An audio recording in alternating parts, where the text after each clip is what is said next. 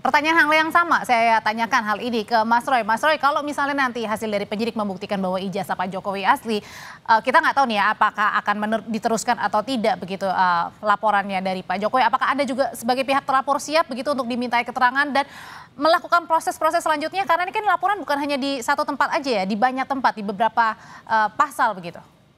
Iya, artinya gini, kalau memang nanti kan ada dua nih yang diuji, ijazah sama juga skripsi. Kalau memang ijazah, oke, karena kami memang belum memegang ijazah yang benar ya, fisiknya belum pegang. Kecuali yang sudah diposting sama kader PSI waktu itu, dan juga yang sudah ditunjukkan oleh Pak Sigit Sinarta.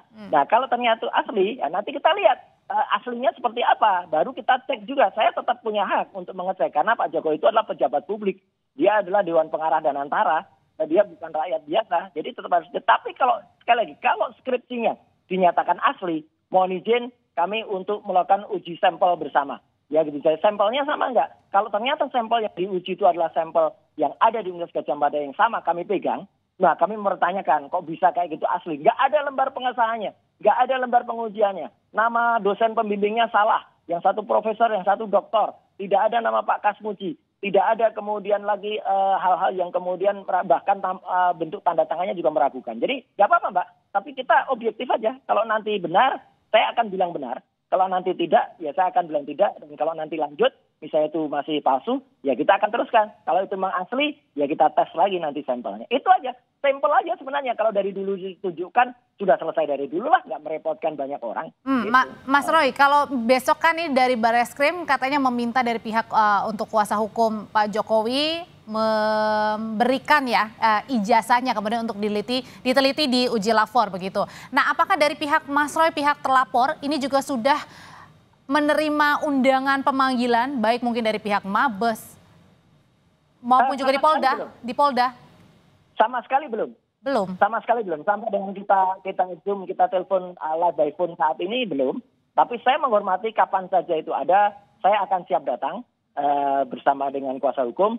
Dan juga makanya teman-teman yang sekarang sudah dipanggil pun juga datang gitu. Meskipun ada juga yang tadi mempertanyakan, ada yang tadi belum datang karena panggilannya klarifikasi kok sudah dijadikan saksi gitu. Kemudian kan udah ditaruh pasal-pasal yang pasal 32, 35 yang tidak ada hubungannya sama sekali. Kan kasihan para yang terperiksa tadi atau yang terklarifikasi tadi gitu.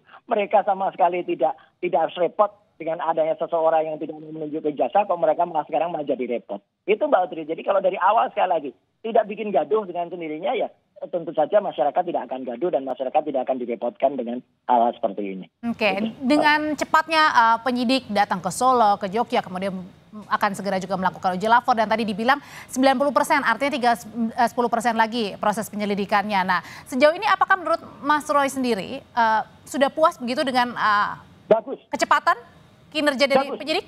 Kalau itu bagus. Sebenarnya ini bukan kecepatan ya. Laporan TPUA itu sudah dimasukkan bulan Desember 2024. Ya, jadi sebenarnya ini sudah 6 bulan ya, bulan Desember. Jadi tapi saya tetap appreciate ya.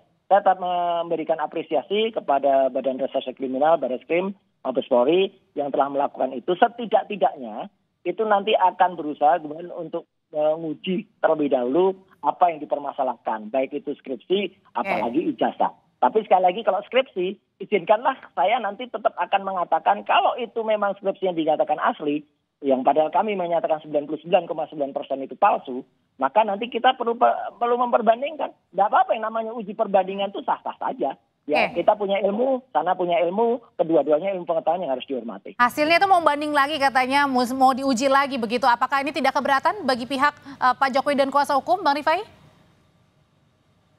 Ya, kalau untuk kami tentunya kita kembalikan kepada pihak independen dalam hal ini Puslap 4 Polri. Karena kalau soal pendapat, kita semua punya pendapat masing-masing dan kita semua juga punya versi ahli masing-masing gitu ya.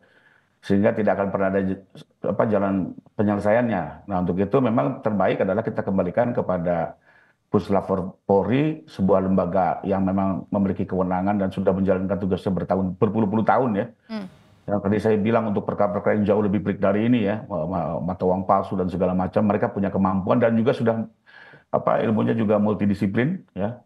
Jadi kita ikuti saja yang lembaga objektif ini gitu. Cuma mungkin saya mau sedikit tambahkan Mbak, saya juga ingin menegaskan dari Mas Suryo nih.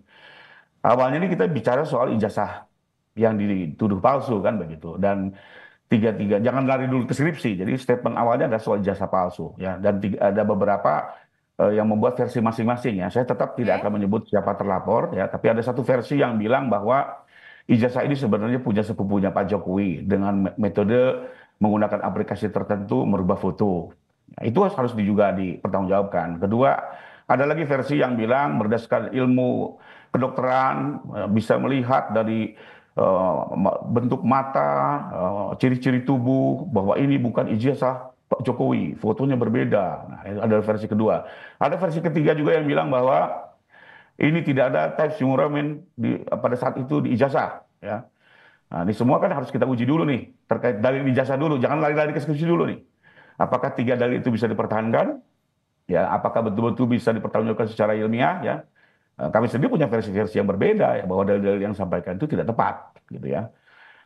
Karena misalnya itu font Times New Roman sudah dikenal dalam dunia percetakan sejak tahun 30-an di Eropa, di Indonesia itu sekitar tahun 70-an. Jadi, dan ijazah pun selama ini kan bukannya di print, tapi dicetak gitu.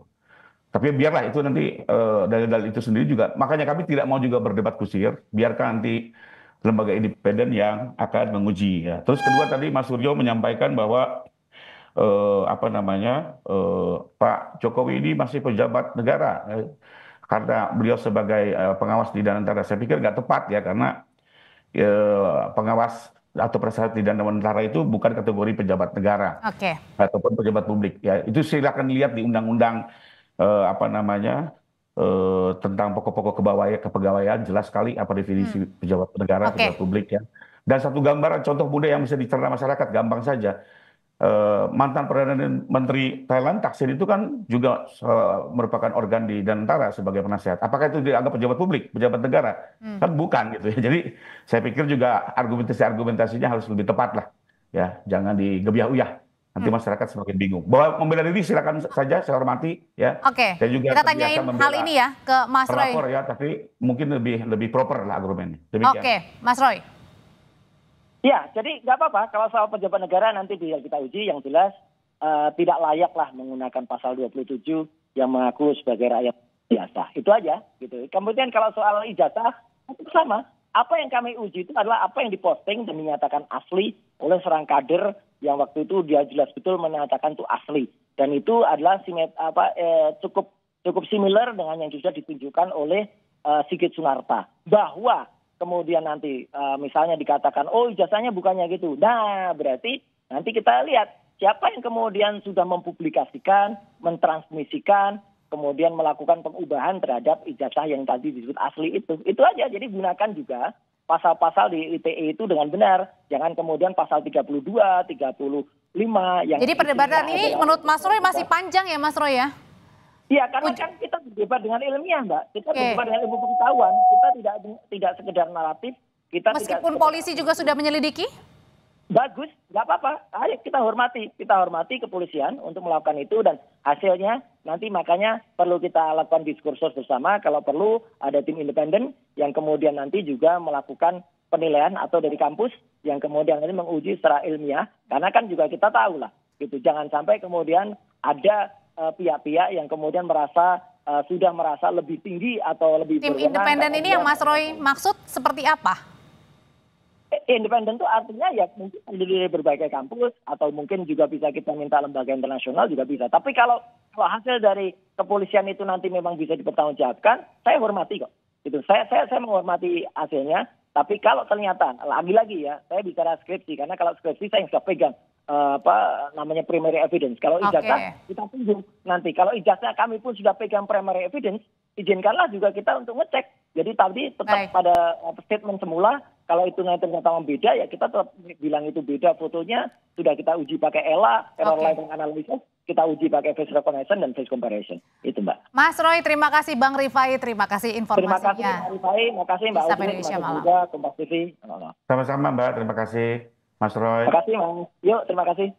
Setelah ini Saudara, Tifa Solesa, rekan saya akan kembali dengan informasi dan perbincangan dari angka pengangguran bulan Februari naik menjadi 7,28 juta orang dibanding tahun sebelumnya.